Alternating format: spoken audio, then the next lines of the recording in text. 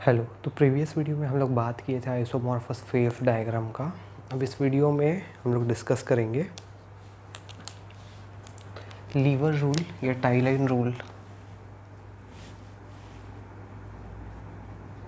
ये है आपका लीवर रूल और इसको एक और रूल से जाना जाता है, टाई लाइन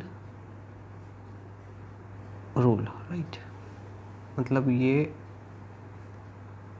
इसके दो नाम हैं, लीवर रूल या टाई लाइन रूल। बहुत इंपॉर्टेंट है, मटेरियल साइंस का टॉपिक है, बहुत इंपॉर्टेंट है।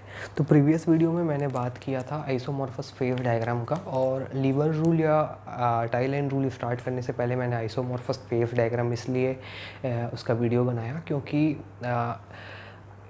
ये चीज़ जानने से पहले उसका बेसिक हमको पता रहना चाहिए।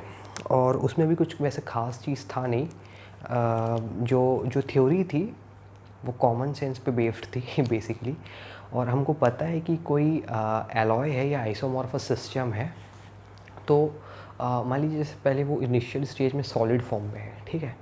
अब जैसे जैसे मैं उसका मैं टेम्परेचर इंक्रीज़ करता जाऊंगा तो मुझे पता है कि उसका जो फेस है वो चेंज होगा, मतलब उसका जो स्टेट है वो चेंज होगा। दैट मीन्स पहले अगर वो सॉलिड स्टेट में है तो वो लिक्विड स्टेट में होगा। जैसे ये इसको मान लीजिए आप, ये मार्कर है, ठीक है। मार्कर मान लीजिए इनिशियल स्टेज में, मानना नहीं, ये ऑलरेडी सॉलिड स्टेट में ही है। अब मान लीजिए मैं इसका टेम्परेचर इंक्रीज़ करूँ, ठीक है। टेम्परेचर इंक्रीज़ करूँ 100 डिग्री सेल्सियस, 200 डिग्री सेल्सियस, तो क्या होगा, ये जो प्लास्टिक है ये पिघल जाएगा। सेम ऐसा ही मटेरियल्स के अलग जो मटेरियल्स हैं उनके साथ भी होता है। आप लोहा ले लीजिए, आयरन ले लीजिए। आयरन अब सॉलिड स्टेट फॉर्म में है, ठीक है, सॉलिड स्टेट में। जैसे जैसे हम उसका टेम्परेचर इंक्रीज़ करेंगे तो क्या होगा, वो पिघलने लगेगा। जो आयरन है वो पिघलने लगेगा। तो पहले वो इनिशियल स्टेज में सॉलिड फॉर्म में था, फिर जब मैंने उसका टेम्परेचर इंक्रीज़ किया तो वो लिक्विड फॉर्म में आया, ठीक है। तो आप प्रीवियस वीडियो देखिएगा आइसोमॉर्फस फेज डायग्राम का। आइसोमॉर्फस जो सिस्टम होते हैं हम उस पर बात किए थे, डिस्कस किए थे, जैसे निकल, कॉपर, ये सब। और जो बाकी आइसोमॉर्फस सिस्टम्स है, मैंने 3-4 उनका नाम लिया था, तो उसको हम लोग डिस्कस किए थे प्रीवियस वीडियो में। अभी lever rule, tie line rule देखते हैं। ये क्या होता है ना, आपको पता है कि कोई अगर मटेरियल इनिशियल स्टेज में सॉलिड फॉर्म में है तो जब मैं उसका टेम्परेचर इंक्रीज़ करूँगा तो वो लिक्विड फॉर्म में होगा। तो एक मैं ऐसा लाइन बना देता हूँ पहले,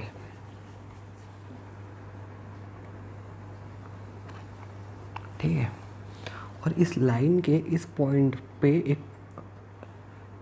मतलब इस एंड पे एक पॉइंट बना देता हूँ A, और यहाँ पर एक पॉइंट बना देता हूँ B, और लाइन के बीच में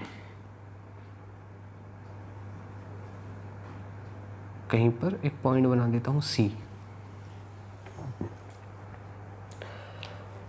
अब ये है क्या चीज़, ये है कि ये जो पॉइंट है, ठीक है, ये बता रहा है आपका लिक्विड है स्टेट, लिक्विड।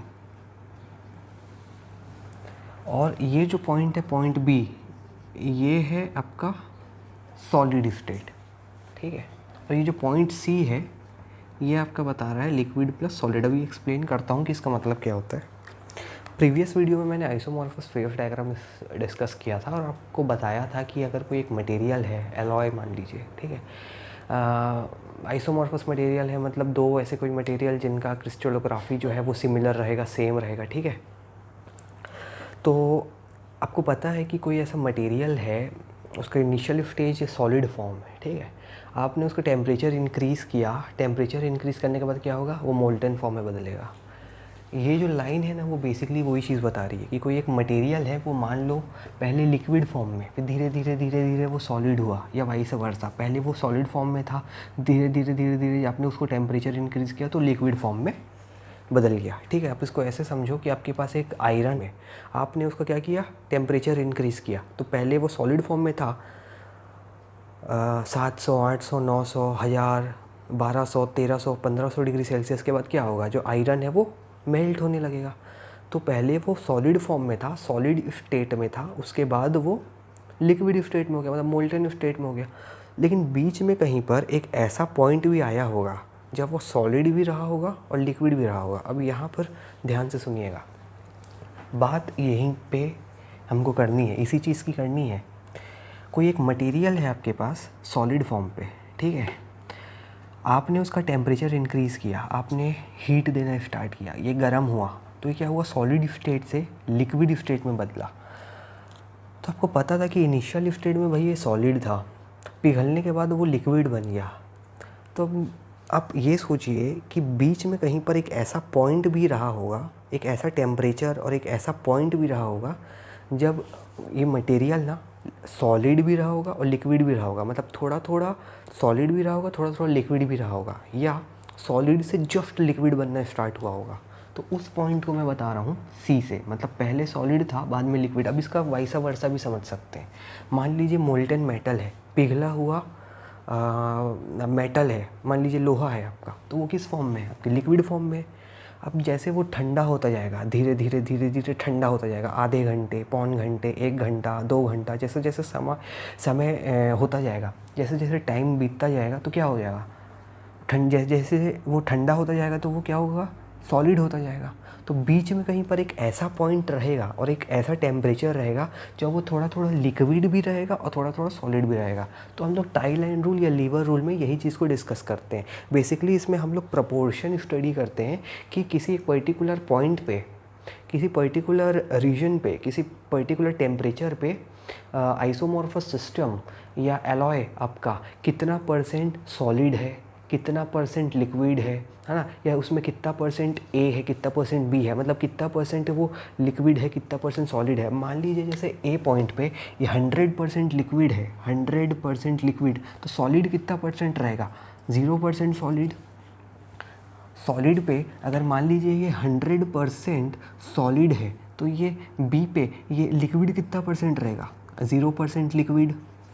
सी पॉइंट पे अगर मान लीजिए ये 50% सॉलिड है तो सी पॉइंट पे लिक्विड कितना परसेंट रहेगा, 50%। तो बेसिकली हम लोग टाई लाइन रूल में ना यही चीज़ स्टडी करते हैं कि किसी पर्टिकुलर रीजन पे या किसी पर्टिकुलर पॉइंट पे जो आपका आइसोट्रॉपिक मटेरियल है या जो एलॉय है आपका जिसका हम स्टडी कर रहे हैं वो कितना परसेंट लिक्विड है, कितना परसेंट सॉलिड है। अब अगर मान लीजिए हमको प्रपोर्शन पूछे, मतलब परसेंटेज पूछे कि किसी पर्टिकुलर पॉइंट पे कितना परसेंट लिक्विड है, कितना परसेंट सॉलिड है, ये बताना है। तो इसका एक ना बेसिक फार्मूला होता है। कुछ लोग ये फार्मूला याद रखने में उनको प्रॉब्लम होता है। मैं आपको बताता हूँ इसको याद कैसे करना है। पहले मैं फार्मूला लिख देता हूँ। जैसे आपको परसेंटेज ऑफ लिक्विड बोलेगा, परसेंटेज ऑफ लिक्विड निकालना है कि आप ये बताओ कि इस पर्टिकुलर पॉइंट पे जो आपका एलॉय है या आइसोमॉर्फस सिस्टम है वो कितना परसेंट लिक्विड है। तो उसका फॉर्मूला क्या है मालूम, देखो लेफ्ट साइड में आपका लिक्विड है ना, राइट साइड में आपका सॉलिड है, बीच में लिक्विड प्लस सॉलिड है ना।